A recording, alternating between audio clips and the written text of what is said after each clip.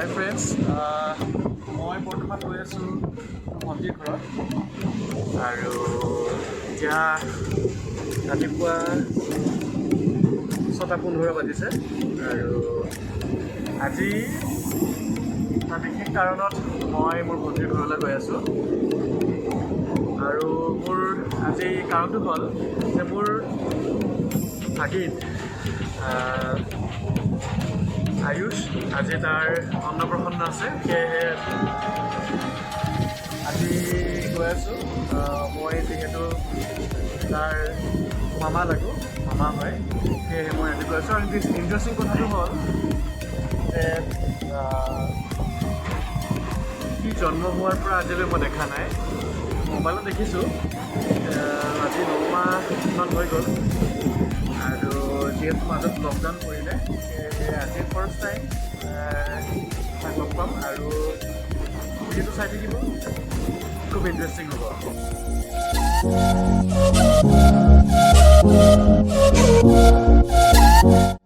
আৰু কথাটো হ'ল যে মই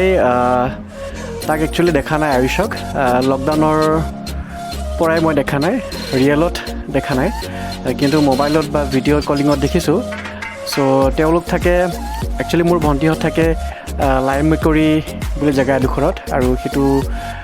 জোনাইৰ ওচৰত আৰু মই বৰ্তমান আজি গৈ আছোঁ তেলাম বুলি ষ্টেচনত তেলাম নামৰ ঠাইৰ এখন ষ্টেচনত মই নামিম আৰু তাৰ পৰা মোক কাৰত পিক আপ কৰিব তেতিয়া আহক আমি মোৰ ভণ্টিৰ ঘৰলৈ আপোনালোকক লৈ যাওঁ আৰু এই গৈ থকাৰ সময়তে আপোনালোকলৈ মাজলৈ এৰিছোঁ সুন্দৰ এটি প্ৰাকৃতিক মনোমোহা দৃশ্য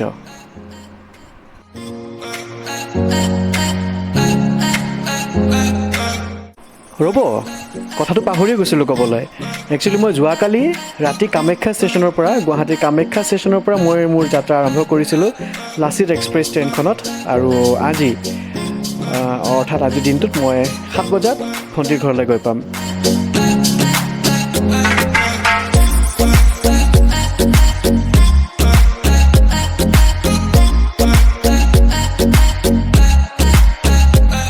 আৰু সেই দূৰত দেখিছে নহয় ডাঙৰ ডাঙৰ পাহাৰসমূহ সেয়া পাহাৰসমূহ হৈছে অৰুণাচলৰ পাহাৰ হয়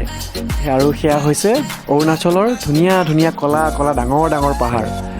আৰু মোৰ ভণ্টিৰ ঘৰটো হৈছে একদম অৰুণাচলৰ ওচৰতেই অৰুণাচলৰ বৰ্ডাৰৰ ওচৰতেই চাওক না যেন কোনোবাই ধুনীয়াকৈ আঁকি থৈছে প্ৰকৃতিৰ কি মনোৰম দৃশ্য সেউজীয়া সেউজীয়া ধুনীয়া ধুনীয়া পথাৰখন আৰু আগেৰে গৈছে নীলা নীলা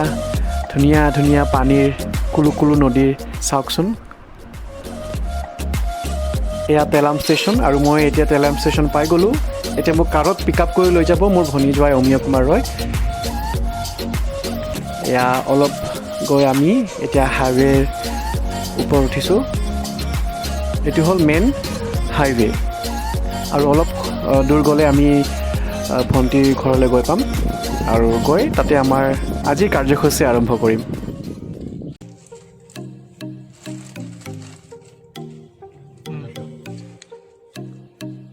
তাৰ নাম লেখা আছে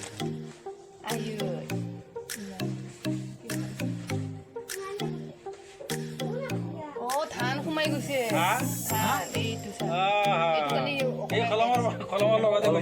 গুচি গৈছে আবাৰ